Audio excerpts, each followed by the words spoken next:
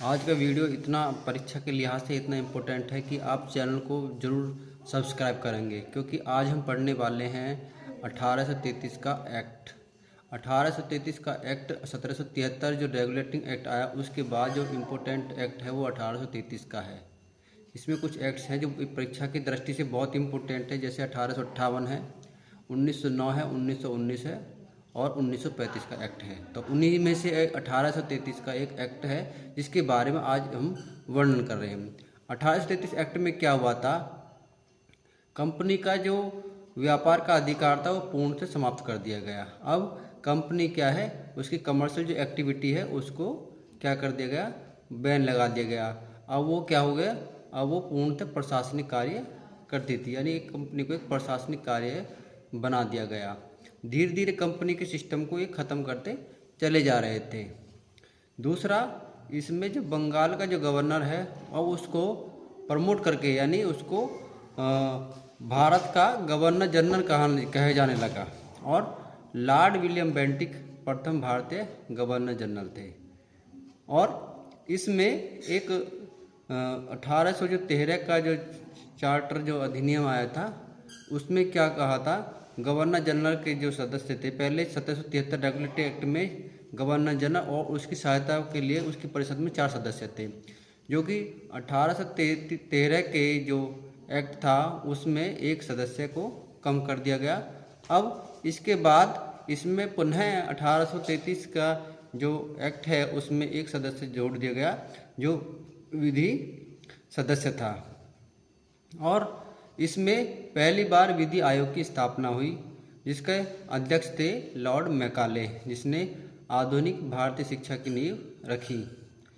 इस एक्ट के द्वारा बहुत ही एक अच्छा कार्य किया गया कि जो दास प्रथा, जो स्लेवरी जो सिस्टम था इंडिया में, वो पूर्ण रूप से 1843 में ख़त्म कर दिया गया। अब जो ब्रिटिश सरकार थी, जो कंपनी न होकर अब क्या हो गया, ये भारत का अधिकृत क्षेत्र हो गया। अब ये क्या हुआ, अब एक तरह से यहाँ ब्रिटिश जो लोग थे उनको यहाँ सेटल्ड हो, यानी वहाँ रहने के लिए, भारत में रहने के लिए उनको परमिशन मिल गया। वहाँ यहाँ पर रह सकते थे, ईसाई जो मिशनरी हैं अब वहाँ प्रचार के लिए रह सकते थे और अपने धर्म का प्रचार कर सकते थे, जैसे आजकल प्लॉट होते हैं, उसी तरह उन्होंने यहाँ पर भारत पे अपने कब्जा करना चालू कर दिया था, यानी वहाँ के लोग यहाँ पर आना चालू हो गए थे। तीसरा, इसमें क्या हुआ था, सिविल सेवा का जो कि परीक्षा लंदन में होती थी, उसको योग्यता के आधार पर निर्णय लिया जाता था, यानी उनको रंग के आधार पर, जन्म के स्थान के आधार पर और उनको बर्थ के आधार पर कि कोई विभेद नहीं किया जाता, यानी एक तरह से नागरिक समानता का ये सिद्धांत था। लेकिन कोर्ट ऑफ डायरेक्टर की वजह से ये क्या है, पूरा नहीं हो पाया बाद में, लेकिन ये पहला प्रयास था ताकि नागरिकों की भर्ती की जा सके। और इस एक्ट में अब क्या हुआ कि जो काउंसिल थी उसको इंडियन काउंसिल के नाम से जाना गया, जो गवर्नर का जो वो परिषद थी उसको भारतीय परिषद के नाम से जाना गया, और गवर्नर को ये पावर दे दी गई, उसको लेजिस्लेटिव पावर दे दी गई, अब वो कानून बना सकता था।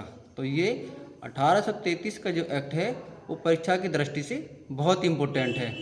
मद्रास और मुंबई की जो वैधानिक शक्ति थी उनको हटाकर समाप्त कर दिया गया, और क्योंकि अब बंगाल का जो गवर्नर था अब भारत का गवर्नर जनरल हो गया, यानी अब उसका एरिया जो कंपनी का था उसका व्यापारिक समाप्त कर दिया गया, और एक तरह से ब्रिटिश सरकार का पूर्ण रूप से कंट्रोल होने लग गया। यानी अब वो चाहती थी कि ये कंपनी न बनकर हम ही सीधा इस पर नियंत्रण करें। तो इस तरह 1833 का जो एक्ट है एक तरह से केंद्रीय जो प्रशासनिक जो केंद्रीकरण की एक तरह से नींव पड़ी थी।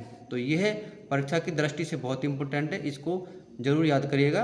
और इस तरह की मज़ेदार वीडियो, एजुकेशनल वीडियो देखने के लिए Vijender Singh study hub YouTube channel को आप सब्सक्राइब करिए। वीडियो अच्छा लगे तो अपने दोस्तों को, जो पढ़ने वाले बच्चे उनको शेयर करें, ताकि वो भी अपना ज्ञान बढ़ा सके। धन्यवाद।